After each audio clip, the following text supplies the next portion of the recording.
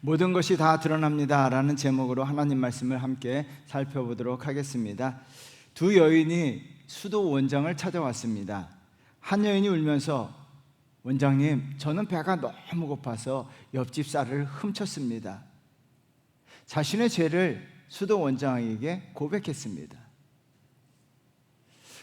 그러나 다른 여인은 수도 원장이 보니까 가만히 있는 거예요. 그래서 그 여인에게 무슨 잘못을 저질렀나요? 라고 물어보자 이 여인이 이렇게 대답하는 겁니다. 제가 여기 왜 왔는지 저 자신도 모르겠어요. 자신은 친구가 혼자 가면 부끄러워할까 봐 같이 따라와 준 것뿐이지 평생에 죄를 지은 일이 없어요. 수도원장은 그러자 이 말을 듣자마자 수도원장은 죄 지은 여인에게는 큰 돌을 하나 집어오라고 이야기하고 죄를 지은 적이 없다라고 하는 여인에게는 작은 조약돌, 아주 작은 돌들을 많이 주워오라고 했습니다. 여인들은 시키는 대로 하자 수도원장은 이번에는 도로 제자리에 갖다 놓으라고 이야기했어요. 첫 번째 여인은요, 큰 돌이 있던 자리를 알고 있었기 때문에 정확하게 그 자리에 갖다 놔요. 두 번째 여인은요, 이 수십 개의 작은 조약들이 어디에 있었는지 알지 못하는 거예요.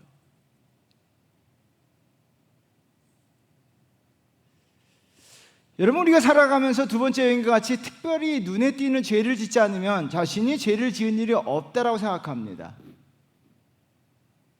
작은 조약들이 어디에 있었는지 알지 못했던 것처럼 자신의 죄를 인식하지 못해요. 주님께서 라오디아 교회에 하신 말씀인데요, 요한계시록 3장 17절 말씀 우리 한번 다 같이 읽어봅니다. 내가 말하기를 나는 부자라 부요하여 부족한 것이 없다 하나 내 곤고한 것과 가련한 것과 가난한 것과 눈먼 것과 벌거벗은 것을 알지 못하는도다. 라오디게아 사람들은요, 자신이 부자라고 이야기하면서 자신의 곤고한 것과 눈먼 것과 벌거벗은 것을 알지 못하고 살아갑니다. 주님은 너희들이 부유하고 풍성한 것이 아니라 곤고하고 눈이 멀고 벌거벗었다는 거예요. 자신들은 모르지만 주님은 다 알고 계신다는 거예요. 작은 조약들의 위치가 어디인지 알지 못하듯 우리는 우리의 죄, 허물, 잘못, 약함, 눈먼 거, 곤고한 거 모르고 살아갈 수도 있어요. 또한 대다수 사람들은 몰라요.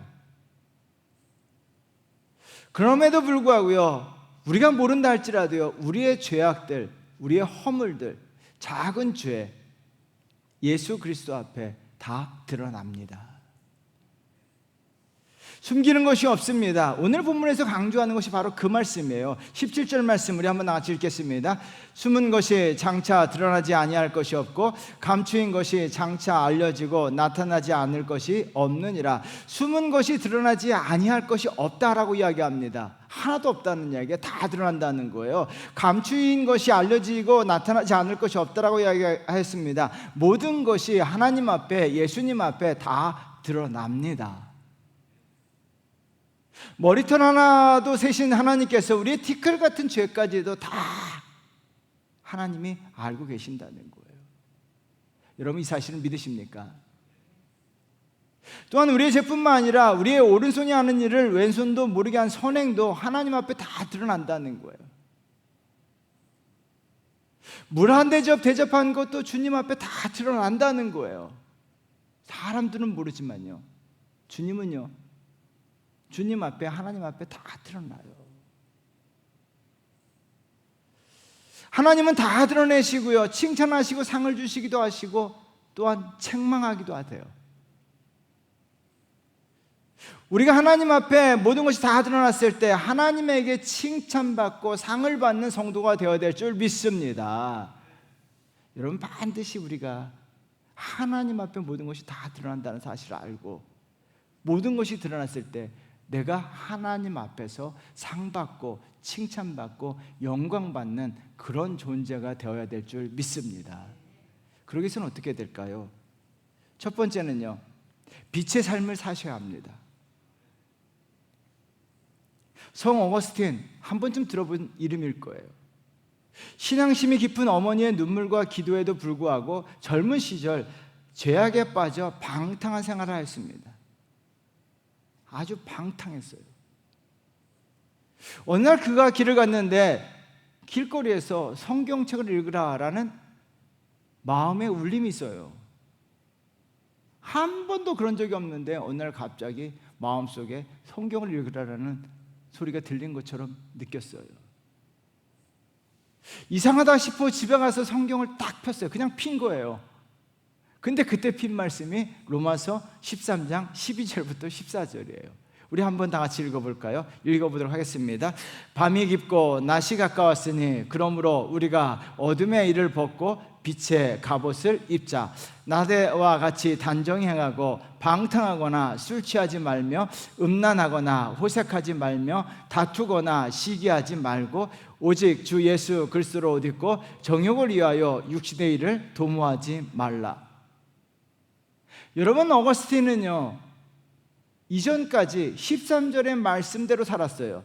방탕하고 술 취하고 음란하고 호색하고 다투고 시기하며 살았어요. 이 말씀을 읽는 순간 그 말씀이 강하게 자신의 폐부를 찔렀다라고 이야기합니다. 그러면서 그 자리에서 이렇게 중얼거렸습니다. 나는 지금까지 육신의 정욕에만 잡혀 사로잡았다. 이제 하나님이 주 예수 그리스도의 옷 입으라 하시는구나. 이제부터 어둠의 일을 벗고 빛의 갑옷을 입자. 그리고 그 순간 변화되었어요. 여러분, 어둡고 방탕한 어둠의 일을 다 벗어버리고 예수 그리스도의 옷을 입고 빛의 갑옷을 입고 살았다는 거예요. 정말 역사적으로 가장 위대한 그리스도인 중에 한 명입니다. 로마서 여러분 13장 12절에 사도 바울은 밤이 깊고 낮이 가까웠다라고 이야기합니다. 하나님 나라가 가까워졌고 하나님 앞에 설 날이 멀지 않았다는 거예요. 저와 여러분들도 하나님 앞에 설 날이 멀지 않았습니다. 그러므로 반드시 어둠의 일을 벗고 빛의 갑옷을 입고 빛의 삶을 살아야 한다는 거예요. 왜 그럴까요? 하나님 앞에 다 드러나기 때문이에요.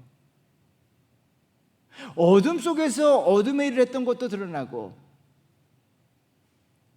빛의 삶을 살았던 것도 하나님 앞에 그대로 다 드러난다는 거예요. 여러분, 어둠의 일은 하나님 앞에 책망을 받고 빛의 삶을 살았던 모든 것이 주님 앞에 드러났을 때 영광과 상과 칭찬을 받습니다. 그래서 오늘 주님이 말씀하고 계시는데요, 16절 말씀 우리 한번 같이 읽어보도록 하겠습니다.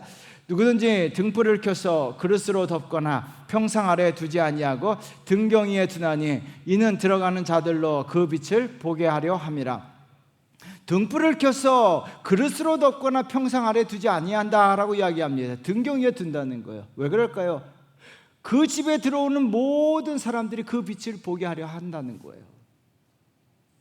여러분, 이 말씀을 통해서요, 우리가 예수 그리스도를 먼저 믿고 예수 그리스도로부터 영원한 생명을 얻었고 예수 그리스도로부터 구원받은 사람들이 혼자만 구원받고 혼자만 기뻐할 것이 아니라 많은 사람들에게 복음의 빛, 예수 그리스도의 빛을 비춰야 한다는 거예요.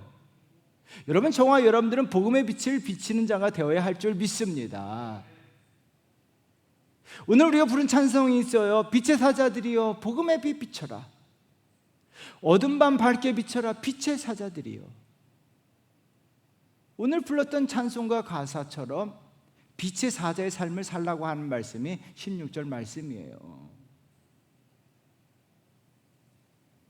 영국 케임브리지 대학의 석학이었던 헨리 마틴은 그 당시 세계에서 가장 뛰어난 수학자에게 주는 상을 받을 정도로 케임브리지 대학에서 최고 수재로 뽑혔어요. 그가 이런 고백을 했습니다. 나는 탐욕에 불타거나 헛된 야망에 불타거나 나를 위해, 나 자신을 위해 불타기를 바라지 않는다. 다만 희생제물이 되신 위대한 예수님을 위해 그리고 이 세상의 복음화를 위해 불타기를 바란다.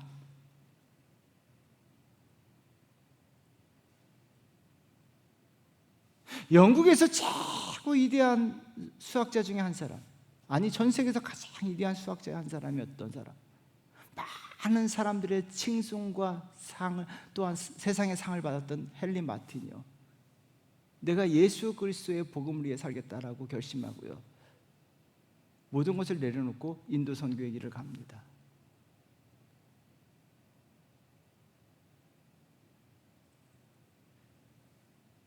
그는 탐욕의 불타기를 거부하고 헛된 야망에 불타기는 것을 거부했습니다.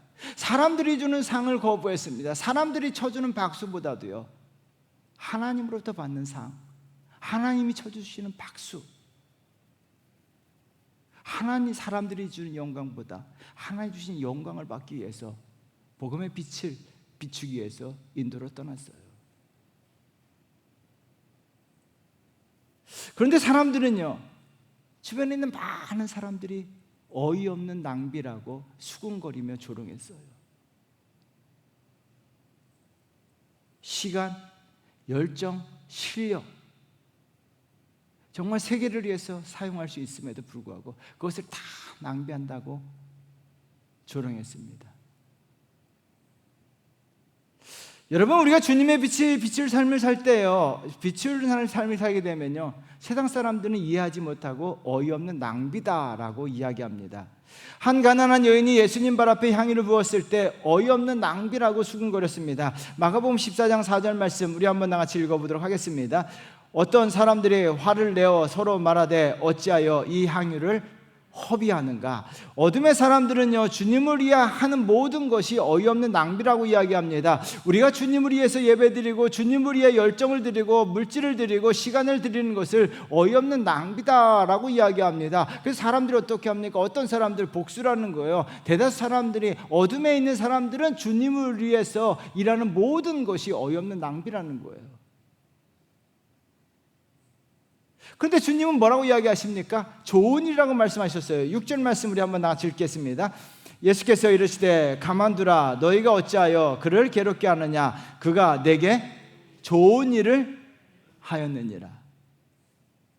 여러분, 내게 좋은 일을 하였다라고 이야기합니다. 주님은 좋은 일이라고 말씀하셨습니다. 우리가 빛의 사자가 되어 복음의 빛을 비추고 주님의 빛을 비추고 전도하고 선교하는 거, 사람들은 어이없는 낭비다라고 조롱하고요, 수군거리고 불같이 화를 낼 수도 있습니다. 그러나 기억하셔야 됩니다. 주님은요, 그것이 좋은 일이라고 말씀하셨습니다. 어이없는 낭비가 아니라 거룩한 낭비고요, 하나님 앞에 칭찬받고 영광받는 낭비인 줄 믿습니다.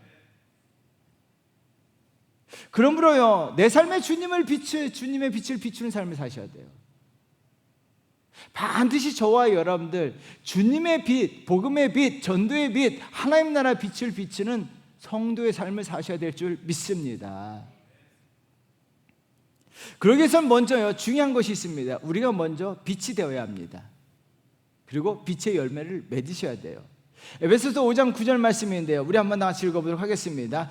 빛의 열매는 모든 착함과 의로움과 진실함에 있느니라. 빛이 된다는 것은 빛의 열매를 맺는다는 거예요. 모든 착함과 의로움과 진실함이 있다라고 이야기합니다. 여러분, 여기서 현재형을 쌓았다는 거죠. 현재형은 무엇입니까? 영원토록 계속된다는 거예요. 일시적으로 착하고 일시적으로 의롭고 진실함이 있는 것이 아닙니다. 그렇게 보이는, 겉으로 보이는 것이 아니라 항상 늘 계속적으로 착하고 의롭고 진실해야 한다는 거예요. 질문 하나 한번 해보겠습니다. 구정물이 있습니다. 구정물 다 아시죠? 구정물이 깨끗한 물일까요? 더러운 물일까요? 구정물을요, 우리말 사전에 찾아보니까요, 무엇을 씻거나 빨거나 하여 더러워진 물이다라고 이야기합니다. 근데 여러분, 구정물도요, 가만히 내버려두면 어떻게 돼요? 더러운 것들이 싹 가라앉아서요, 위에는 깨끗해 보여요. 깨끗해 보여요. 오랫동안 내버려두면요, 더러운 것이 싹 가라앉아서 깨끗해 보여요. 질문해 볼까요? 그렇다고 구정물이 깨끗한가요?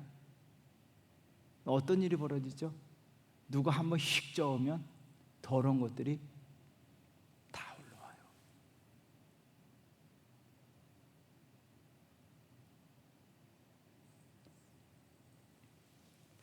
여러분, 악함, 거짓, 불의, 분노 다 올라와요.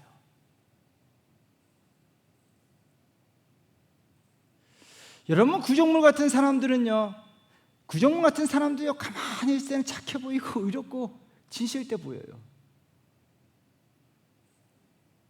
그러나 구정물은 구정물일 수밖에 없다는 거예요. 여러분, 구정물 같은 사람을 통해서는 빛이 비춰지지 않아요. 오히려 그 빛이 가려지게 되어 있어요.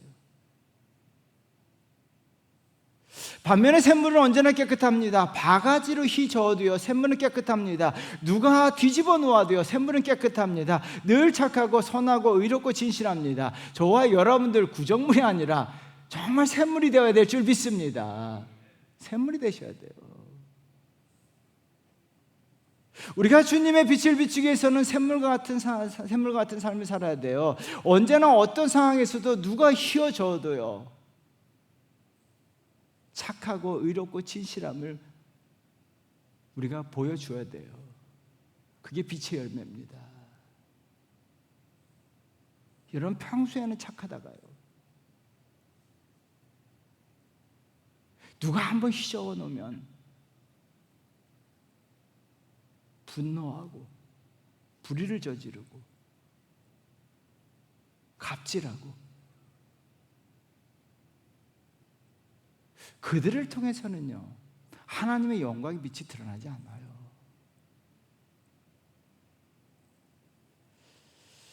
우리가 주님의 빛을 비추기 위해서는 샘물과 같은 사람이 되어야 됩니다. 저와 여러분들 샘물과 같은 빛이 되셔야 될 줄 믿습니다. 그 빛이 되어 빛 대신 예수 그리스도를 더 밝고 환하게 비춰야 돼요.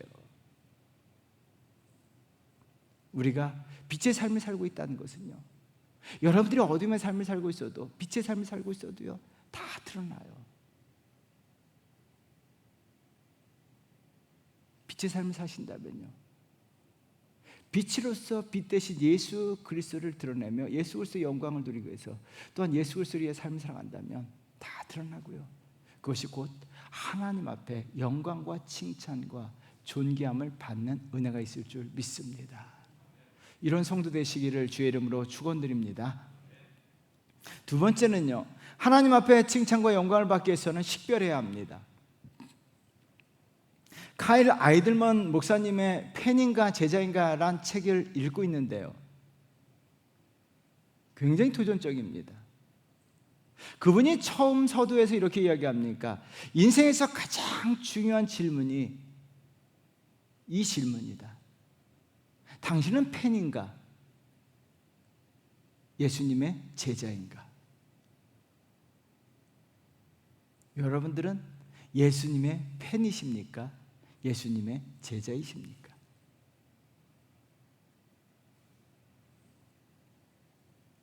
팬인가 제자인가를 식별하기 위해 스스로 질문을 던져보라는 거예요. 팬의 사전적 의미는 누군가를 열정적으로 좋아하는 사람이라는 거예요. 팬은요, 자신의 팀을 응원하고 그 사람의 콘서트에 가서 소리 지르고 팬레터들 보내고 선물도 보내요. 팬은요, 그 선수에 대해서, 내가 좋아하는 가수에 대해서 모르는 게 없어요.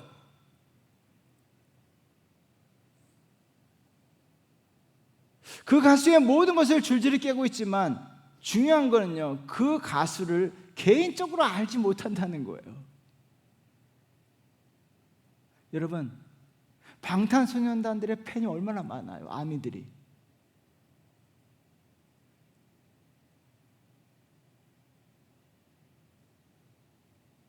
팬들은 방탄소년단에 대해서 줄줄이 깨고 있지만 개인적 친분은 없어요.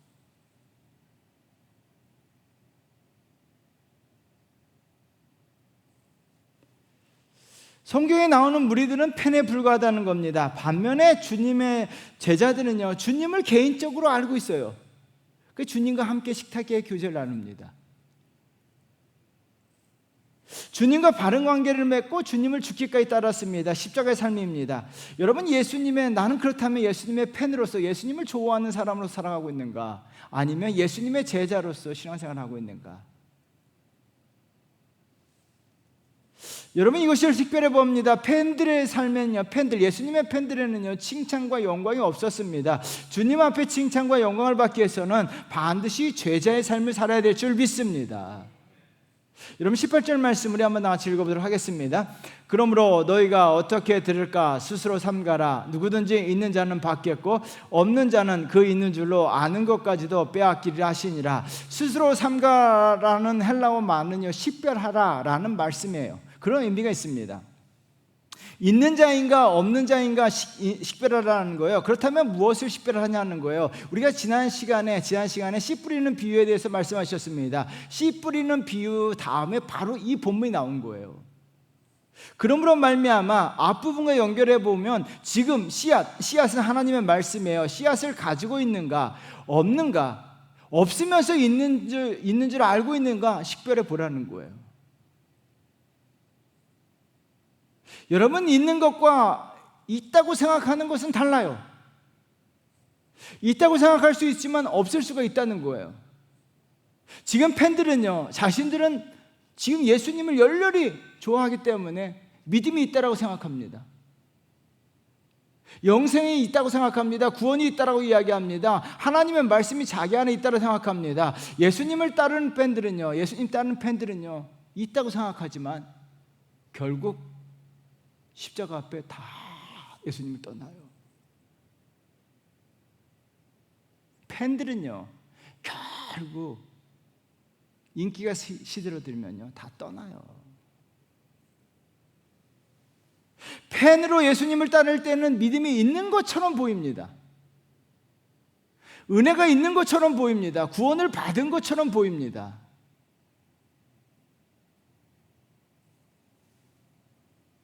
실상은 없어요. 왜 그럴까요? 그들은 길가, 바위밭, 가시떨기에 떨어진 씨앗을, 농부가 씨를 뿌렸을 때 씨가 딱 떨어지니까 있는 것처럼 보여요. 길가 위에 씨가 있으니까요. 여러분, 그렇다면 왜 그들은 있는 줄로 생각할까요? 있는 줄로 알고 있다, 이 단어의 의미를 찾아보니까요, 독단적으로 생각하거나 잘못 믿고 있는 것이란 의미가 포함되어 있는 헬라어더라고요. 그냥 누구 생각이냐니까요, 내 독단적인 생각이라는 거예요. 길가, 바위, 가시떨기 땅과 같은 사람들은요, 자기 독단적으로 생각해 보니까 믿음이 있는 것처럼 보입니다. 자신 안에 믿음이 없으면서 있는 줄 알고 있습니다. 자신의 생각이라는 거예요. 여러분, 혹시 여러분의 생각으로 나는 믿음이 있다라고 생각하고 계십니까? 그렇다면 우리가 식별하기 위해서는 어떻게 할까요? 자신의 독단적인 생각, 내 생각을 내려놓으셔야 됩니다. 나폴레옹 당시 넬슨 제독이요, 해상 전투에서 프랑스 함대 싸워 크게 승리하게 되죠. 역사적으로 유명한 사건이죠. 패배한 함대 사령관은요, 항복을 하기 위해서 전함을 이끌고 넬슨이 타고 있는 전함으로 다가왔습니다. 그는 옆에 칼을 찬 채 웃는 얼굴로 넬슨 제독에게 다가와 패배했음에도 불구하고 당당하게 칼을 차고 웃는 얼굴로 손을 내미는 거예요. 그러자 넬슨 제독은요, 당당히 서서 미동도 하지 아니하고 그 상대 패배한 장수에게 이렇게 이야기합니다. 칼을 먼저 내려놓으시오.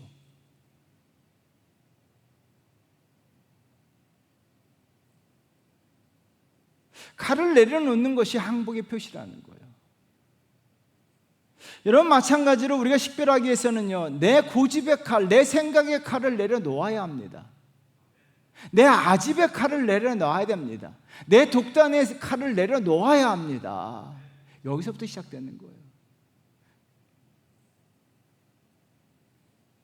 여러분, 우리가 식별하기 위해서 고집의 칼을 내려야 되는데요, 그렇지 않으면요, 있는 줄 착각한다는 거예요. 있는 줄, 팬들은요, 예수님을 좋아하니까, 예수님을 따라다니니까 있는 줄 착각하며 살아간다는 거예요. 자기 생각이죠. 냉정하게 하나님 말씀에 비추어 나 자신을 바라봐야 되는데요, 성경에서 말씀하시는 그 믿음, 하나님 말씀, 성경에서 말씀하시는 그 믿음을 내가 가지고 있는가? 성경에서 말씀하시는 그 제자의 삶을 내가 살고 있는가? 정말 생명의 말씀이 내 안에 역사하는가? 하나님이 주시는 은혜, 성경에서 이야기하는 은혜가 내 안에 있는지 냉정하게 하나님 말씀에 비추어서 내 믿음, 내 신앙을 정말 식별해 봐야 되는 거예요. 내 생각인지 하나님 말씀인지. 내가 있다고 생각해서 안 되고요. 내 안에 있어야 합니다. 주님의 팬들은 있는 줄 생각했지만 제자들은 그 안에 하나님의 말씀이 있었습니다. 하나님의 구원의 역사가 있었습니다. 은혜가 있었습니다. 영생이 있었습니다. 생명이 있었습니다. 그러므로 말미암아 그들은 죽기까지 어떤 환경 속에서도 예수님을 따랐습니다. 여러분, 내 안에 하나님 말씀이 내 안에 있어야 합니다. 말씀이 있어야지 그 말씀으로 세상을 이기며 살아가요. 내 안에 있는 줄 생각하지 마시고요. 말씀이 있어야 돼요. 그 말씀의 능력으로 세상을 이기며 사셔야 돼요. 말씀에 순종하며, 말씀이 내 안에 있어야 그 말씀에 순종하며 하나님 말씀대로 바르게 살아가요. 믿음이 내 안에 있어야 됩니다. 믿음이 있어야 하나님을 바라보고 하나님을 의지합니다. 믿음이 있어야 승리합니다. 믿음이 있어야지 어떤 역경, 어떤 시련, 어떤 환란이 와도 이깁니다. 믿음이 있어야 돼요. 믿음이 있는 줄로 생각하시는 분들은 고난이 올 때 다 무너져 버려요. 하나님의 은혜가 내 안에 있어야 될 줄 믿습니다. 은혜가 있어야지 가시떨기와 같은 염려가 찾아왔을 때 염려하지 아니하고 하나님의 돌보심을 바라보고 하나님께 맡겨요. 은혜가 있어야 돼요. 은혜가 있는 줄 생각하면요, 염려가 찾아왔을 때 오히려 그 염려가 자신을 찔러요. 여러분, 내 안에 생명이 있어야 될 줄 믿습니다. 그 생명이 나를 다시 부활하게 해요. 여러분, 오늘 본문에 뭐라고 이야기합니까? 있는 자는 더 받는다라고 이야기하고 있는 줄로 아는 자는 빼앗긴다라고 이야기해요. 저와 여러분들 있는 자가 되셔야 될 줄 믿습니다. 그래서 제자해야 돼요. 하나님 말씀에 비추어서 정말 내가 그 말씀이 이야기하는 그 믿음, 그 영생, 그 신앙, 그 제자도, 그 은혜가 내 삶에 있어야 돼요. 그때 하나님으로부터 영광과 찬양과 존귀를 받게 됩니다. 이런 성도 되시기를 주의 이름으로 축원드리겠습니다. 사랑하는 성도 여러분, 한 가지 기억하셔야 돼요. 하나님 앞에 다 드러나요. 그리고 하나님은요, 영광과 찬송과 상을 주시기도 하시고 책망과 저주를 내리기도 하신다는 거예요. 우리가 하나님 앞에 영광과 찬송과 칭찬을 받기 위해서는요, 빛 대신 예수 그리스도를 빛나게 하는 빛의 삶을 사셔야 돼요.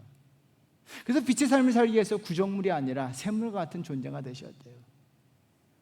또한 하나님 앞에서 식별을 해야 됩니다. 내가 정말 팬인가 제자인가 식별하셔야 돼요.